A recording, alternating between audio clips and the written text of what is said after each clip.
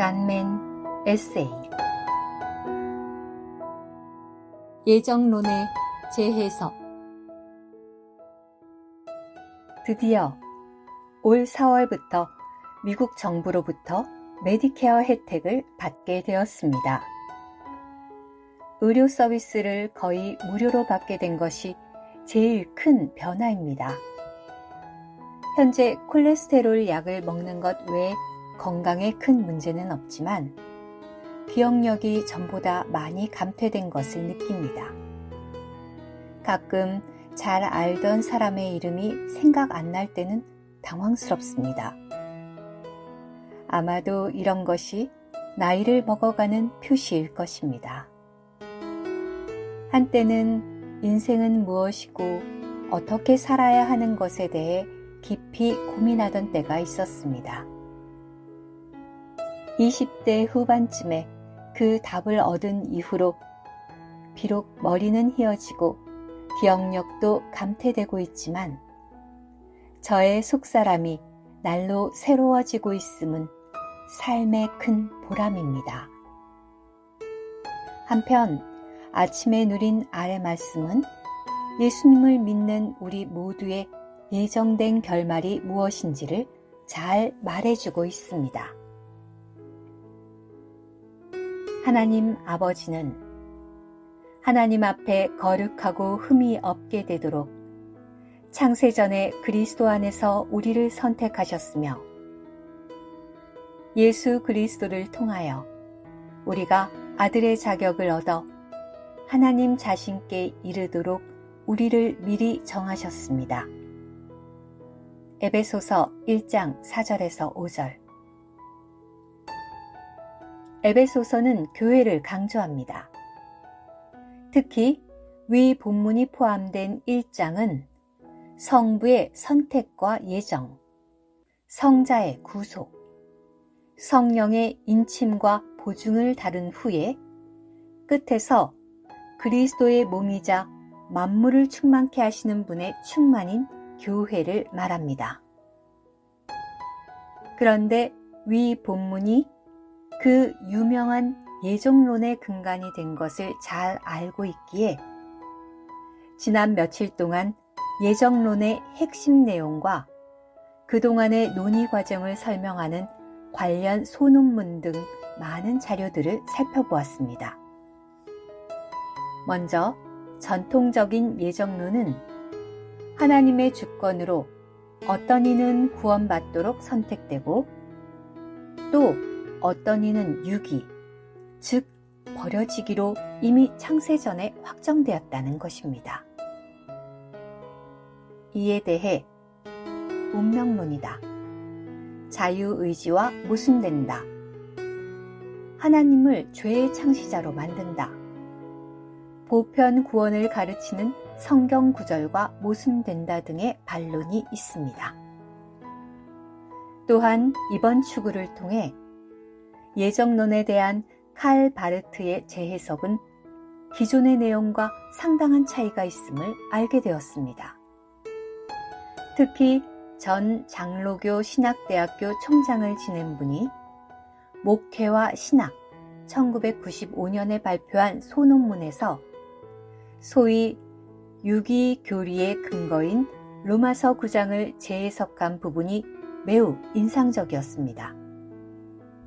즉, 로마서 9장은 선민 사상을 가진 유대인들에게 이방인들도 구원하기로 작정하신 것은 하나님의 주권임을 설명하는 문맥이지 선택 못 받은 사람들을 유기한다는 내용이 전혀 아니라는 것입니다. 이러한 논의들을 다 읽어본 후에 솔직히 제 안에는 신학자들이 위 본문에서 밑줄 친 predestinating us unto sonship에 대해 더 깊이 살폈어야 했다는 아쉬움이 느껴졌습니다. 즉, 예정에 대한 논의는 현재처럼 누가 구원받고 누가 버려지는가 보다는 우리가 그렇게 되도록 예정된 sonship, 아들의 자격의 내용이 무엇이며 어떻게 그 목표에 도달할 것인가에 집중되어야 한다는 것입니다. 아래 내용은 이런 관점으로 추구하고 묵상한 결과입니다. 아들의 자격. 대부분의 한글 성경들은 이 히오데시아를 하나님의 아들들로 번역했습니다.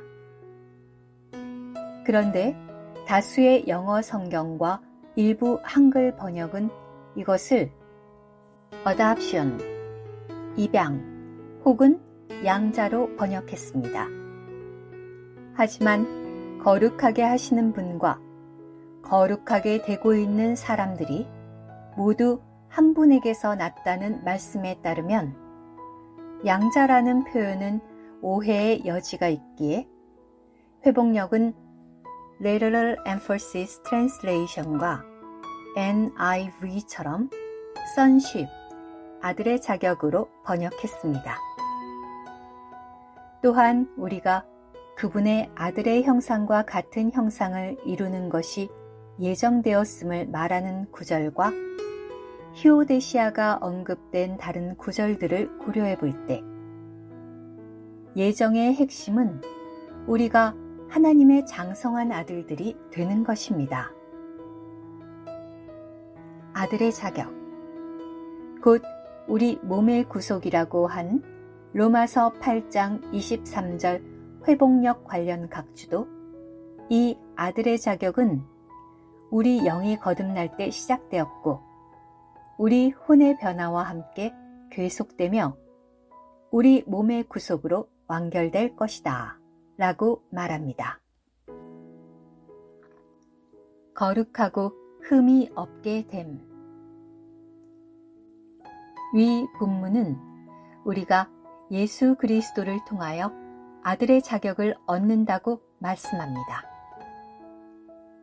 그리고 그것은 거룩하고 흠이 없게 되는 것, 즉 거룩이신 주 예수 그리스도께서 우리 영 안에 들어오셔서 우리의 혼까지 거처를 확대하시고 마침내 우리의 죽을 몸을 그분의 영광의 몸처럼 변형시킴으로써 완성될 것입니다. 이를 위해 우리가 할 일은 사도 바울처럼 그리스도를 얻고 그 외의 것들을 배설물로 여기는 삶을 날마다 사는 것입니다. 성경은 인생이 풀과 같고 그것의 모든 영광은 풀의 꽃과 같은데 풀은 마르고 꽃은 떨어진다고 말합니다.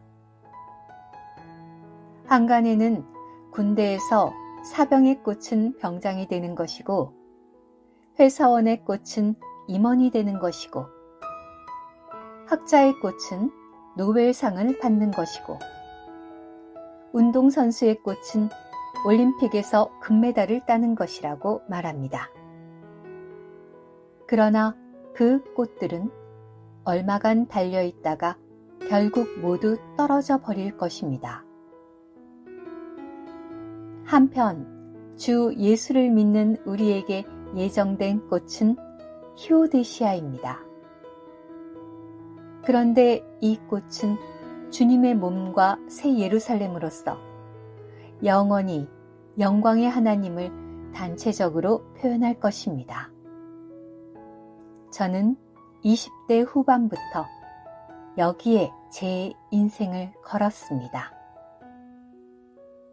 오 주님, 우리가 당신의 맏아들의 형상과 똑같은 형상을 갖도록 창세전에 미리 정해주신 것을 감사하고 찬양합니다. 아멘.